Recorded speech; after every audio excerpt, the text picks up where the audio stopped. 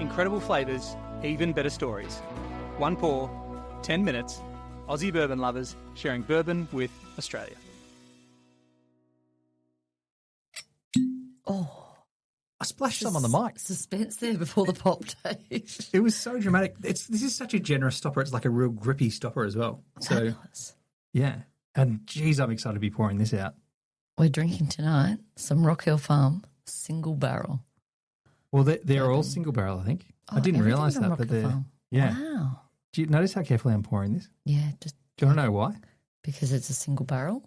Because the Washingtonian Magazine called this the world's finest bourbon. Oh, I gave this to you on Blind Flight the other night. I can't believe you wasted it in that way. Rock Hill Farms, plural, is one of the bourbons in my life that has the most incredible allure, and I'm about to tell you why. Here you go. Cheers. I'm intrigued. It is so good. I really love it. It was so hard for us to get our hands on a bottle in Australia, even though we do get good access to Buffalo Trace stuff. Yep.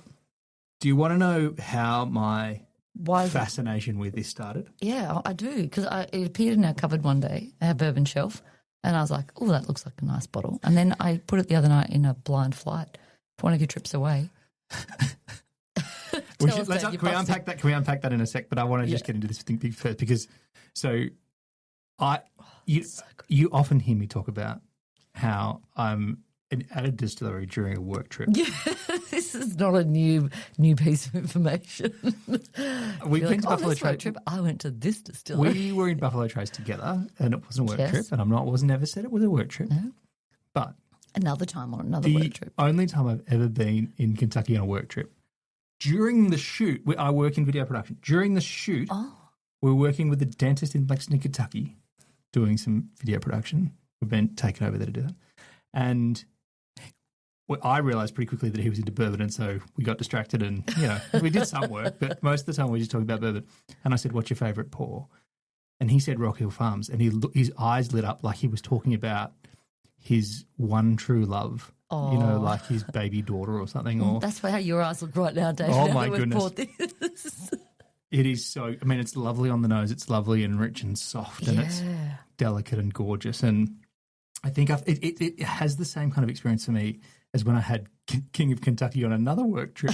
But that kind of like, that lovely Common it's thread like here. classic Work bourbon. trip, bourbon, work trip, bourbon. Vanilla-y, caramelly, but soft and rich. I was going to say it's got that balanced perfectly. very beautiful vanilla on the nose. Like very smooth and It's so hard to say that light. it's Like the perfect bourbon, but big goodness, call, it's good. Dave. No, I'm not saying that. I'm just saying it would be hard to say that, but some might say that. It's exactly 100 proof. It's a single barrel, which is fascinating because I feel like I've had a few and they're pretty consistent. And we're lucky to have a bottle here. It's very delicious. Can I tell you a little bit more about this dentist who will remain nameless and let's Yes. because of what I'm about to disclose? Yes. Well, Leave the poor man alone. we became kind of like we were really like very friendly and stuff during the period of time we worked together.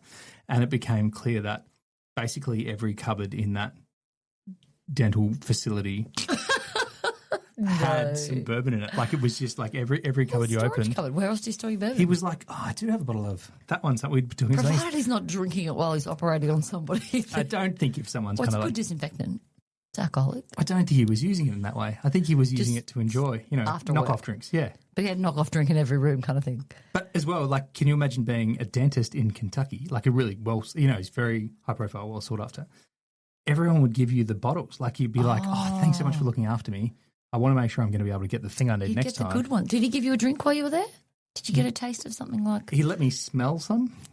Well, he We were working, and let's be couldn't, honest, yeah. I was, no. But But he recommended this, so that's a good story that led to a good bottle. Did he recommend it? I'm not sure he recommended it. I think he Just led said to an average podcast. I think what he said was the best bourbon in the whole world is this one, and anytime I get my hands on one, I get it, and it's Is so that why hard to you get. bought it? Because he recommended it? So he recommended it, and then literally years later, or a year later, Michal and I were in Portland, Oregon at the Multnomah Whiskey Library, Yeah. and they had it, and I was like, this is what we've got to do. So we had some, as like a pour, Yep. and we took a selfie and sent it to him and said, we finally got our hands on some Rock Hill Farms. and he was very polite and warm with his response. So you tasted it there or you bought the bottle there? Tasted it there, found the bottle in Australia. So you can, if you look hard and you're persistent and you're really looking for it, you can get your hands on it in Australia. But I think if you went online today and tried to find yourself a bottle of that, you might have trouble. So just keep your eyes out, just stumbling across the right one. You're right, exactly. Bit of a whiskey hunt. Exactly. Fun. But wait, that was my big dentist story. Can you tell me about tell the others about the Well, blind when flight. Dave goes away on these work trips, sometimes he's not near distilleries. Sometimes I just go to So I Sydney. pack him a little blind flight. They're really cute little like glass. It's the aged and ore. Yeah, I think they call it a flight kit, aren't they? It's 4 small bottles. little bottles, and I just fill them up with bourbon from our bourbon supply and number them all and send them off with Dave. And then I get text messages of an evening once he's knocked off work. He tries to guess which bourbons I've packed in the blind flight. It's outrageous fun. And last time you did really well. It's really good fun. Well, because you can kind of... This one you got. Did I? Oh, no, not this one. The other 3. This one stumped you because this is the one you needed. Because I would never have thought that you would have the indecency of putting this in a flight. Why? You enjoyed it, and you enjoyed it so much that you drank half of that night and then you saved the other bit for the other night. Because I think I realised what was going on. I was like, whatever that is. Because I remember you saying, whatever that is really good. Yeah. Yeah. This is a fun thing. I think agent or I often use that if you've got one of these or you've seen them online or now that we've said it out loud, you're probably going to get stalked by them on social media with their advertising. But you get a little marker and you can write on the glass part of the bottle either the name of it or something that indicates what you've tipped in there. But it's so good. If you travel a bit for work, it's such a good thing to take with you. And it's nice to have a little nightcap too because they've got the little travel glass where you can put the whiskey inside and then you have inside the glass. Very handy. And it's good fun. And if you're travelling a bit, it's jolly good fun to be, having a little bit of nice bourbon where you travel without having to go to a fancy whiskey bar. Well, it means when you're travelling, we can have the same ones, but you don't know what you're drinking and I do. I just get text messages of you guessing which one you're drinking. And it makes for a fun exchange, I think. I think we've had fun doing that. It does. It does. This is made at Buffalo Trace, the Rock Hill Farms one. It's the same mash bill as Elmer T. Lee, which is another one that's well sought after. Yeah. But I've heard people kind of poo-poo the Elmer T. Lee one, whereas this one is... Have you tried it? I did try it, actually. I tried it at Jolene's. I don't think I've tried that one. Yeah. And I thought it was good. I don't think I had the same response as I did to this one. So this is up there on your highest rated ones, Dave? Like, is it up in the mix? Because I know, your heart has like Michter's, Makers. Oh, yeah. Oh, well, I love those as good go-tos. As a really crazy special bottle, I do really love this in a way that It's beautiful. I like the squareness of the base. And it's got a beautiful horse on it. Michter's 10, yeah. I haven't tried some of the really other Michter's, like the really old ones. Like I love a George T. What age is this Stagg. one? Oh, I don't know. Don't know. Just single barrel. They'll. I don't think they'll even say it on the bottle, will they? No, they won't. There But it'll be a good age, but it's not crazy old, I don't think. Yeah. But it's only 100 proof, so that's like a nice. Do you have a preference of proof, Dave, when it comes to a bourbon? Yes. Yeah. I do. I do have a preference of proof. I think I like in the 90 to 110 range. And I think I do also like, on the right day, something big, like up to 130-ish. Yep.